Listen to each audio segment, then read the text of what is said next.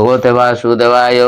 ब्रह्मांक रातिर आरंभरे जो अव्यक्तरे समस्त प्राणी लीन हुंती एवं दिनर आरंभ हेबा मात्रे जहा ठारू पुणी उत्पन्न हुंती सेई अव्यक्त सर्वश्रेष्ठ ना ता ठारू मध्य बड़ होई अन्य किछि अछि।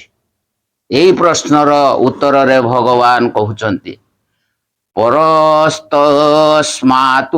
भावो अन्यो अव्यगतो अव्यगतात् सनातनः जस सर्वेषु भूतेषु नश्यतस्सु न विनश्यति। भक्त अव्यक्त ठारू मध्य जेउ अति श्रेष्ठ अर्थात जेउ विलक्षण सनातन अव्यक्त भाव रहिछि सेई परम दिव्य पुरुष सकल चराचर प्राणी नष्ट होई गले मध्य विनाश प्राप्त हुंती नाही। ओम नमो भगवते वासुदेवाय। ओम परमात्मने नमः। एठारे तस्मात् विशेषण सहित अव्यक्तात् पद क्यों अव्यक्तर वाचक ताठारु भिन्न द्वितीय अव्यक्त भाव कौन तथा ताहाकु परह अन्यः ओ सनातन कहवार अभिप्राय कौन।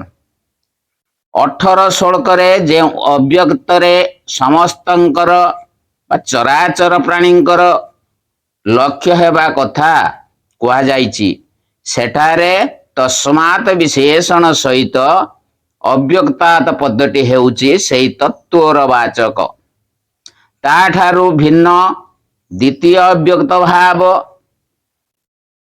तत्व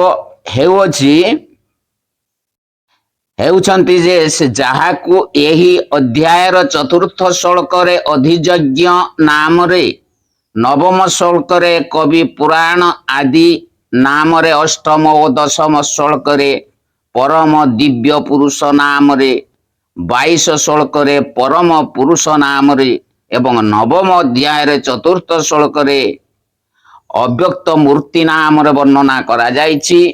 पूर्वोक्त अव्यक्त ठारू यही अव्यक्त को पर ओ अन्य बोली कही भगवान यहाकु ता ठारू अत्यंत श्रेष्ठ ओ विलक्षण बोली सिद्ध करिसंती। अभिप्राय यही कि जे दुईटी जाक तत्वर स्वरूप अव्यक्त हेले मध्य दुहे एक जातिर वस्तु नुहंती। सेई प्रथम अव्यक्त जड़ नाशवान ओ ज्ञेय किंतु यही द्वितीय अव्यक्त चेतन अविनाशी ओ ज्ञाता अटे। ता छड़ा यह हेउछि तार स्वामी संचालक ओ अधिष्ठाता। अतएव यह ताठारु अत्यंत श्रेष्ठ ओ विलक्षण अनादि ओ अनंत होइथिबारु याकु सनातन बोली कहा जाइछि।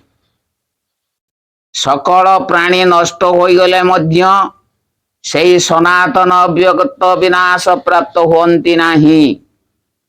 यही वाक्य रे सकल प्राणी द्वारा केउ मानंकु लक्ष्य करा जाइछि सेमानंकर नाश हेबा एवं सेई समय रे सेई सनातन अव्यक्त नष्ट न हेबा वास्तव रे कौन।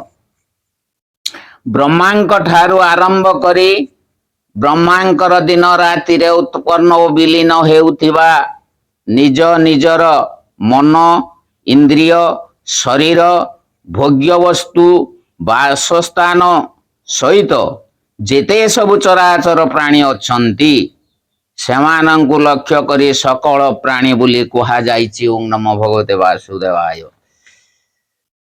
महाप्रलय समय रे स्थूल ओ सूक्ष्म शरीर रु रहित होई एमाने जो अव्याकृत माया नामक मूल प्रकृति रे लीन होई जानती ताही एमानंकर नाश। सेतेबेले भी सेई प्रकृतिर अधिष्ठाता सनातन अव्यक्त परम दिव्य पुरुष परमेश्वर ପ୍ରକୃତି ସହିତ ସେଇ ସମସ୍ତ ଜୀବଗଣକୁ ନିଜ ଭିତରେ ଲୀନସ କରି ନିଜର ମହିମାରେ ହିଁ ସ୍ଥିତି ରହନ୍ତି। ଏହା ହିଁ ସକଳ ଜୀବ ନଷ୍ଟ ହୋଇଗଲେ ବି ତାଙ୍କର ବିନାଶ ପ୍ରାପ୍ତ ହେବା।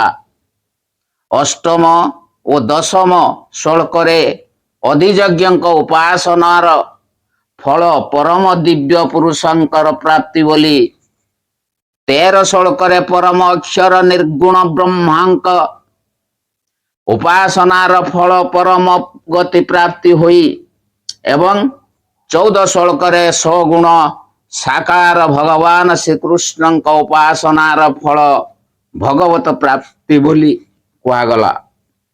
ଏହା ଦ୍ୱାରା ଏହି 3 ପ୍ରକାର ଫଳ ମଧ୍ୟରେ ଯେପରି କୌଣସି ଭ୍ରମ ଜାତ ହୋଇ ନଯାଏ, ସେହି ଉଦ୍ଦେଶ୍ୟରେ ବର୍ତ୍ତମାନ ଏ ସବୁର ଏକତ୍ୱ ପ୍ରତିପାଦନ କରି ସେମାନଙ୍କ ପ୍ରାପ୍ତି ପରେ ପୁନର୍ଜନ୍ମ ହୁଏ ନାହିଁ ବୋଲି କହୁଛନ୍ତି।